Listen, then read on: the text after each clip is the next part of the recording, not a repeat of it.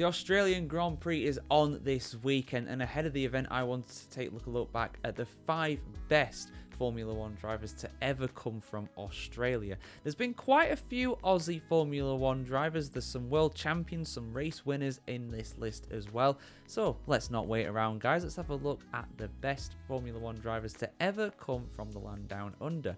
Now, number 5, surprisingly, is Oscar Piastri. Now, I'm not doubting Oscar Piastri's qualities. As you can tell, I'm a bit of a fan of the guy. I really like how he conducts himself as a Formula 1 driver, but he's only been in F1 for 2 seasons. This is his 3rd season that he's coming up to now, and in that time he's won 2 Grand Prix, including a sprint race victory on top of that as well, stood on the podium 10 times and scored over 300 points. He's also had 3 fastest laps to his name, but he hasn't had pole position yet in Formula 1.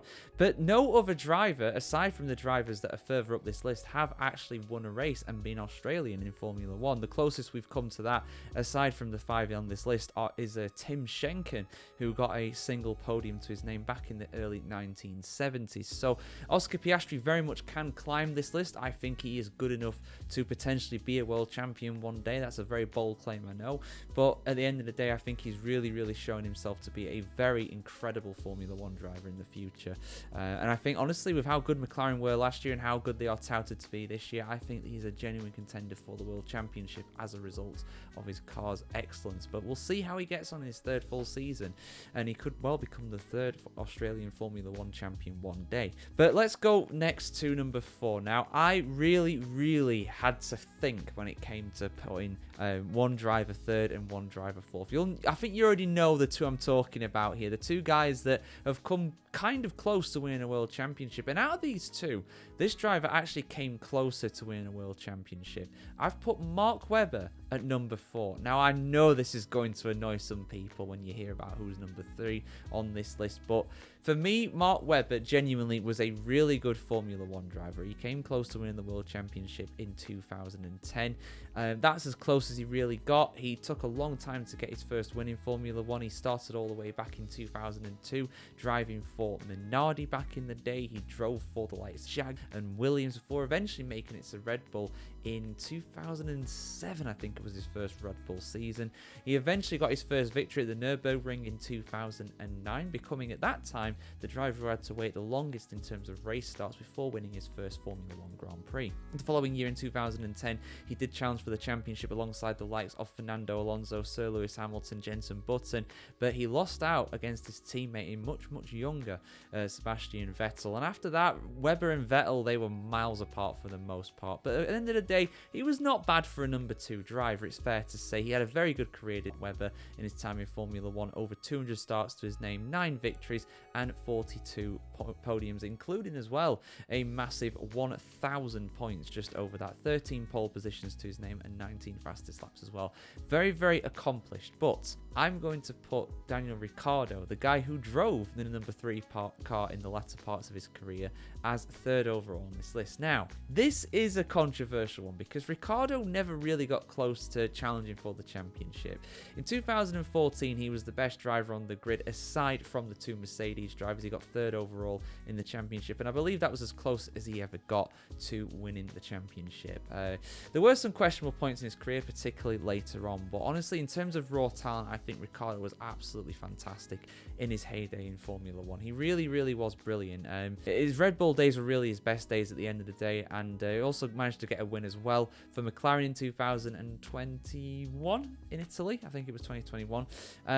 Got 8 wins to his name, 32 podiums, so not quite the same totals as what Mark Webber managed, but I think in terms of raw talent overall, Daniel Ricciardo genuinely, if you put Ricciardo in a championship winning car, which he never was at any point in his career, I think he could have got closer to winning the World Championship than Mark Webber did.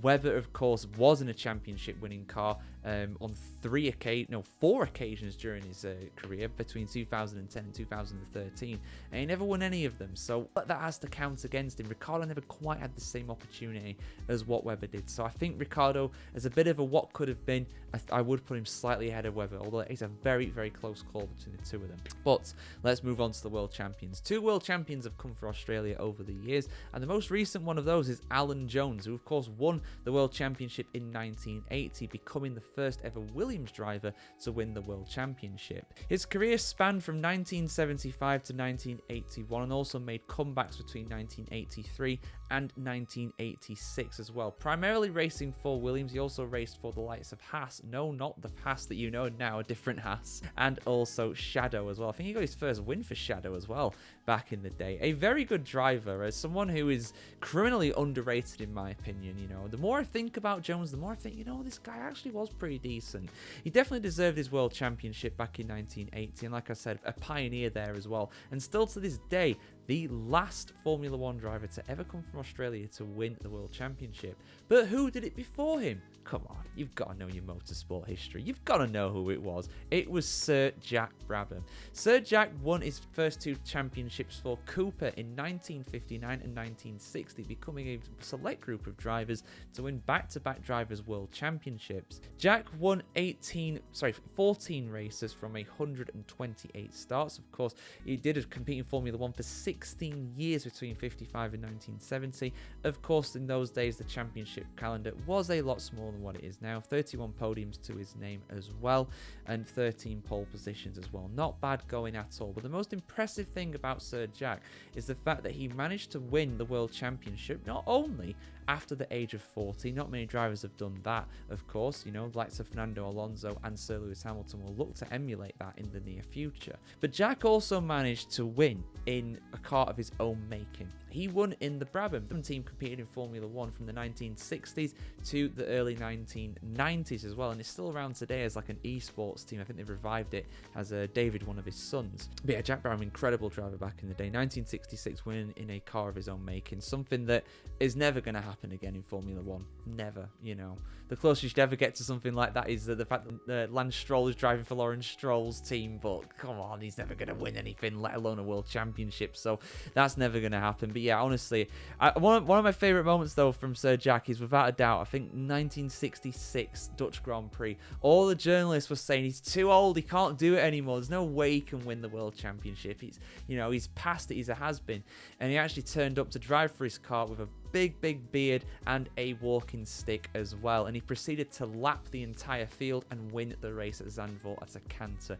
Sir Jack was an absolute class act, and he's someone who we very much miss in the Formula 1 paddock these days, passing away in 2014. I do recommend that you go and watch the interview that Sky F1 did years and years ago when they first got the coverage of F1. One of the last interviews he probably gave as well, actually. So yeah, really incredible driver, and very rightfully a racing knight as well. Not many of those in the history of Formula 1. So yeah, those are my picks for the top 5 Australian Formula 1 drivers. All race winners, 2 world championships, and one guy that definitely got close in the form of Mark Webber, one guy who got kind of close in Daniel Ricciardo, and also a driver that could very much be a champion in the future in the form of Oscar Piastri.